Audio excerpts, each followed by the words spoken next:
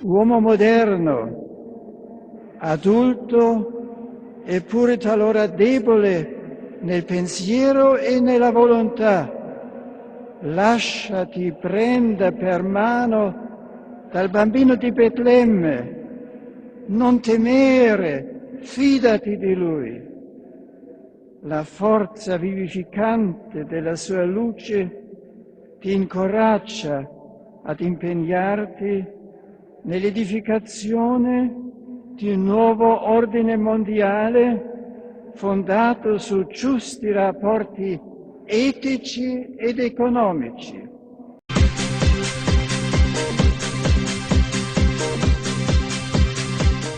Vaticanul propune o nouă ordine mondială care să scoată lumea din criză. Schimbarea ar trebui să înceapă cu înființarea unei autorități politice globale. Instituția ar putea avea ca punct de pornire Organizația Națiunilor Unite, dar scopul final ar fi ca ea să devină independentă. În paralel, experții Vaticanului spun că este necesară o bancă centrală planetară care să instaureze o nouă ordine economică mondială bazată pe etică și pe binele comun.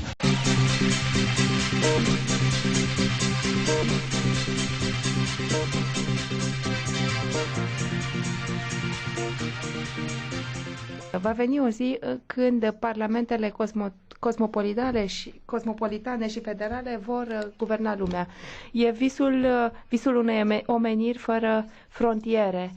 Va veni ziua când cetățenii în Africa, Europa și America se vor uni, când culturile vor fi una, când vom cânta cu toții aceeași muzică și vom avea cu toții aceeași religie.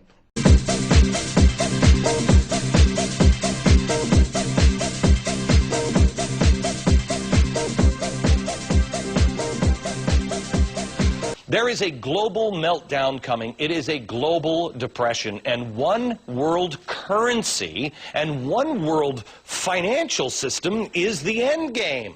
China said last week they want one global currency. France said yesterday or the day before that they want one world order, a new world order, at the end of this event.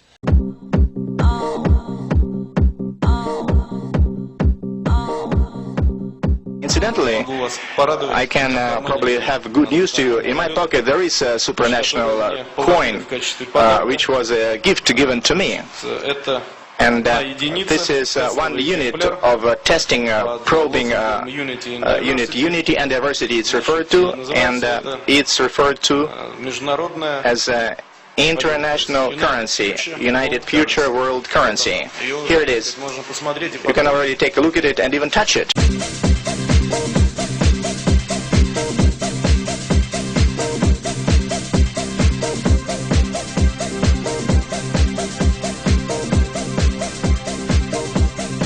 Take a dollar bill, turn it over, look at the Great Seal of the United States on the back. Now, draw a Star of David. 1 point will match up with the all-seeing eye, a common Masonic symbol. Now, look at the letters at the other points of the star. M, A, S, O, N. Coincidence?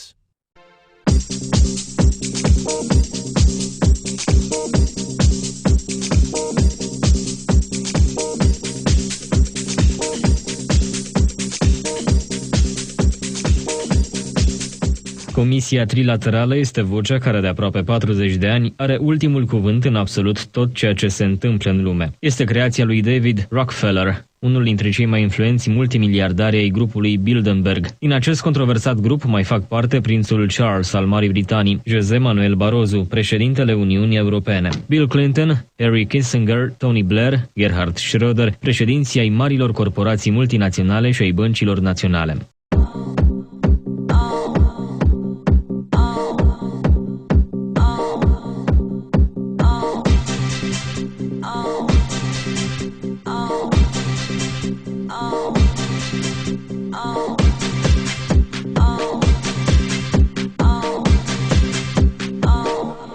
Mi domando una cosa, esaminando i nomi che circolano, per esempio mi limito a tre, Balkenende, Miliband e Van Rompuy, ma è mai possibile che nessuno abbia osservato che tutte e tre sono frequentatori delle riunioni vuoi del Bilderberg, vuoi della trilaterale?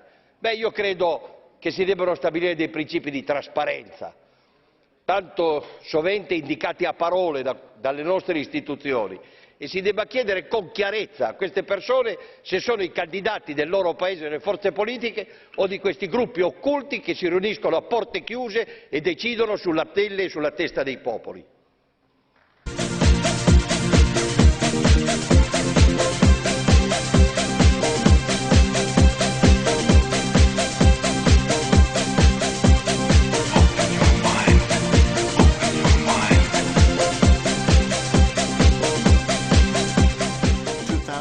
Is also the first year of global governance, with the establishment of the G20 in the middle of the financial crisis.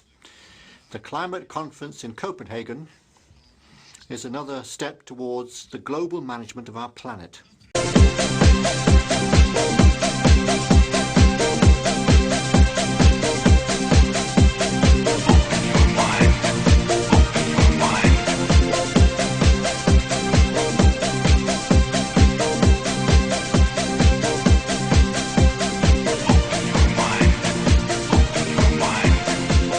Sigur, nu e o noutate în Uniunea Europeană cedarea de suveranitate. Odată devenit membru al Uniunii,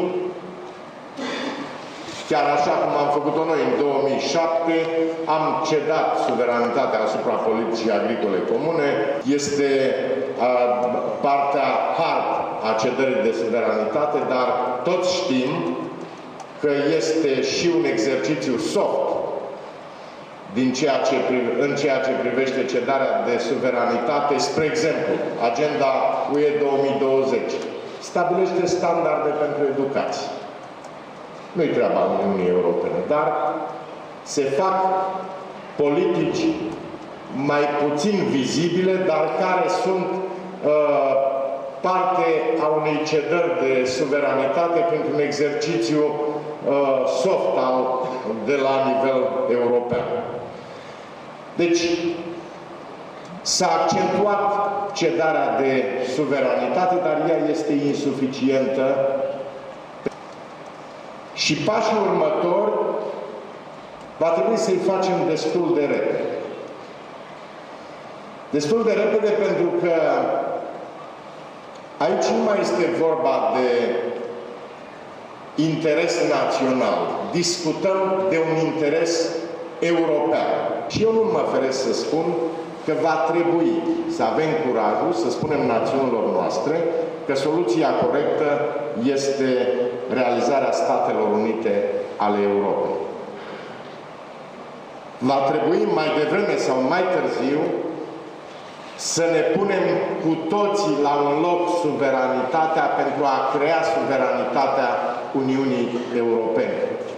Pentru că trebuie să recunoaștem, după această criză, capitalismul nu mai poate rămâne la fel. Vom avea un alt fel de capitalism. Open your mind. Open your mind. Open your mind. Open your mind. Open your mind. Open your mind. Open your mind. Open your mind.